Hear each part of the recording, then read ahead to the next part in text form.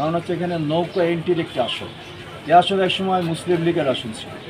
মুসলিমে না থাকা নৌকার এন্ট্রিতে, মুসলিম যখন ছিল সে সময় নৌকার এন্ট্রিতে মূলত এই মুসলিম লীগ ছিল। সেই ভোটটা একটা সময় বিএনপি হতো। তো আমরা বলবো এটা ডান মনা, এখানে নৌকা বিরোধী ভোটারদের অবস্থান। প্রায় ১.৫ দশক পর খুলনার দল গোছাচ্ছে জামায়াতে ইসলামী এবং এর অঙ্গ সংগঠনগুলো। নগরীয় জেলার বিভিন্ন স্থানে আবার চালু করা হয়েছে দলীয় কার্যালয়। দলের অবস্থান দৃঢ় করার পাশাপাশি আগামী নির্বাচনেও প্রস্তুতি শুরু করেছে দলটি। এই ধারাবাহিকতায় শনিবার সকালে নগরীর নিউ মার্কেট এলাকায় গণসংযোগ করেছেন জামায়াতে ইসলামী মনোনীত প্রার্থী শেখ জাহাঙ্গীর হোসেন হেলাল।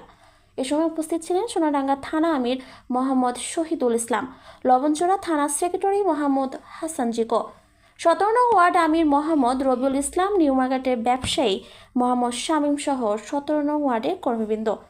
এর বিপক্ষে আসেন আমরা আগামী নির্বাচনটা যাতে চাঁদাবাজ মুক্ত নির্বাচন হয়, আগামী নির্বাচনে যারা প্রার্থী হবে তারা যেন সন্ত্রাসের বাইরে থাকে, এই পরিবর্তনটা আমরা চাই।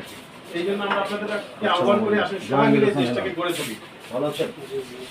দলীয় সূত্রে জানা গেছে, গত ১৫ বছর ক্ষমতাসীন দল আওয়ামী লীগ ও পুলিশের চাপে ঠিকমতো কর্মকাণ্ড চালাতে পারত না তারা। রাজনৈতিক পট পরিবর্তনের পর আগে সেই অবস্থান নেই। এখন অনুকূল পরিবেশে দলকে শক্তিশালী করার উদ্যোগ নেওয়া হয়েছে। গত ১.৫ দশকে হামলা মামলা নির্যাতনের পর এখন নির্বিঘ্নে দলীয় কর্মসূচি পালন করতে পেরে উচ্ছ্বসিত নেতাকর্মী।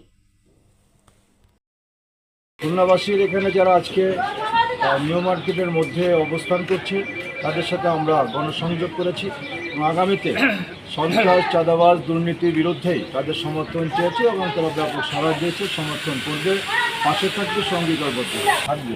এবার জনগণ দেখবে যে সততা, চাঁদাবাজির বিরুদ্ধে অবস্থান কাদের, দুর্নীতির বিরুদ্ধে অবস্থান কাদের, এই বিষয়টি দেখে জনগণ ইতিমধ্যেই আমাদের পক্ষে সমর্থন করছে, আমাদেরকে দৃঢ় থাকার জন্য আশ্বাস দিচ্ছে এবং আগামী নির্বাচনে আমাদের সফলতার ব্যাপারে তারা সহযোগিতা করবে এবং ইতিমধ্যেই আমাদের এই সহযোগিতার জন্য দোয়া করছে, কাছে থাকছে, আমাদেরকে উৎসাহ দিচ্ছে, সামনে এগিয়ে দেওয়ার জন্য পরামর্শ দিচ্ছে।